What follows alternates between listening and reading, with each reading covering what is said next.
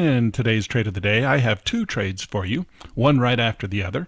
The first one, as you can see, the market's starting to go through this little ABCD pattern. Now, this is the second ABCD pattern in a row. So you see that first one coming off the low down there by the 200 period moving average. It rallied with 3 green bars and then pulled back with 3 red bars, and then started to rally once again and creating another ABC pattern. Okay, so we're going to look for an ABCD in this case. You can see we're long off of that 60.9% retracement. That's a Fibonacci, well, it's not exactly a Fibonacci number. Fibonacci number would be 61.8, but that hits 60.9. That's close enough for me.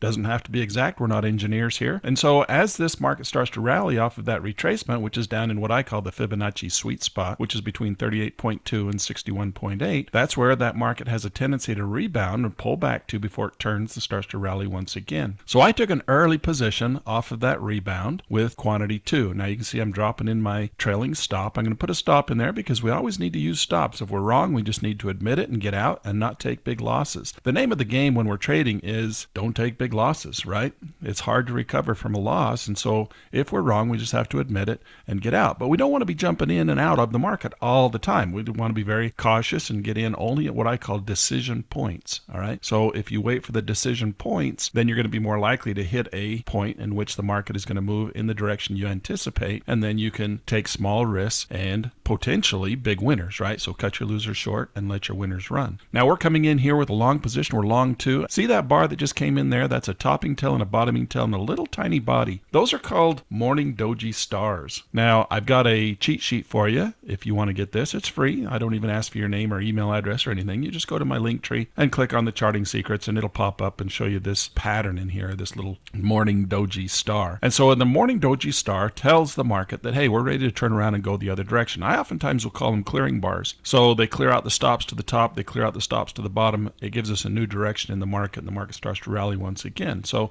this one's not the greatest clearing bar because I generally like to see them rally above and below the previous bar, but this is an inside clearing bar or a doji star. And so as this market starts to rally, you can see I added in. I was feeling pretty confident. I went ahead and added in a third contract. So we're long 3 at this point. Now remember, we're in the futures market, so each contract represents a $500 investment. So this is a $1,500 investment at this point. And we're up a little over $330 at this point. You can see down in our, we just broke $400 in this particular trade. Now I'm doing a little strategy I call the Switch-A-Rooney. And did you see what happened there? I put in a long stop to add in one more contract, but immediately the same price, I took a limit order and took one off the table. So I added one in and took it off immediately, which takes off a profit. And in this case, it was about a little over $100 that we took a profit out of the market by doing the little Switch-A-Rooney. Okay, so we're still long 3 contracts, and that's what's nice about that strategy. Keeps us long the 3 contracts that we were, but we're also now taking some profit off the table. Now I'm looking for this market to go up. And as you can see, we're anticipating a continuation of the trend. It's hitting that 61.8% projection level and the previous high. So I'm going to take one off the table if it pulls back against there. You can see I'm looking for it to break that previous high. It comes back, it stops me out. I take one off the table again, about another $100. Now I'm in this situation where the market is starting to rally and it's broke above the previous high, that B point.